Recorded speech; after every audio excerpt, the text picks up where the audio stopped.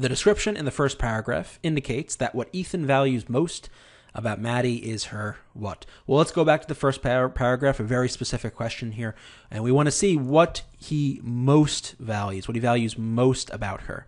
So there's going to be, then there are, a few things that he likes about her, but we're looking for the main thing, the most important aspect. So let's see what we have here. So it's when he first met her, I think, right?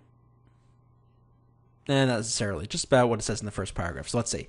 He had taken to the girl from the first day when he had driven over to the flats to meet her, and she had smiled and waved to him from the train, crying out, "You must be Ethan," as she jumped down with her bundles, housework while he reflected, looking over her slight person. She doesn't look much on housework, but she ain't a fretter anyhow. But it was not only that the coming to this house of a bit of hopeful young life was like the lighting of a fire on a cold hearth. The girl was more than the bright, serviceable creature he had thought her. She had an eye to see and an ear to hear. He could show her things and tell her things, and taste the bliss of feeling that all he imparted left long reverberations and echoes he could wake at will.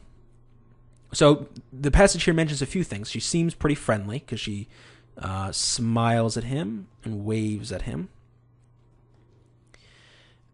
She's slight, so that means she's kind of a little frailish, doesn't look very strong, but she's not a fretter. In other words, she doesn't look like she worries.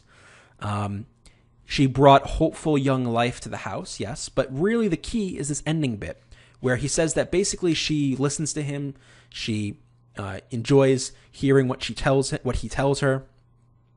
She enjoys seeing what he shows her. She's very open-minded, open to new experiences and to new things. That's what he likes most. And we can tell that because that's like the last thing in the paragraph, and we have all these things, and we can see the key phrase here is, but it was not only these things, right? It's not only her hopeful young life that she's bringing to the house, but this openness.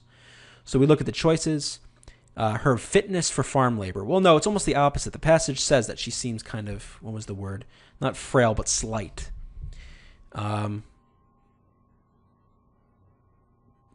Vivacious youth, well, they mentions the youth, but that's not the most important thing, right? Line 11 mentions youth, but that's not what he values most.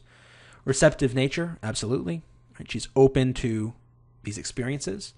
Freedom from worry, that's the she's not a fretter part. But again, that's one small piece. That's not the main thing. So the answer to this one is C.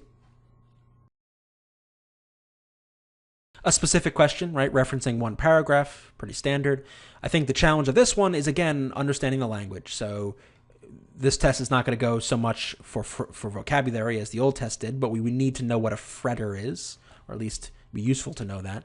We would need to know what it means to have a receptive nature. Maybe vivacious we might want to know.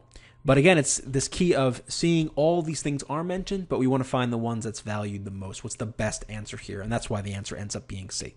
So it can be pretty tricky, but you just got to read very carefully. The answer's in the passage. You just got to find it.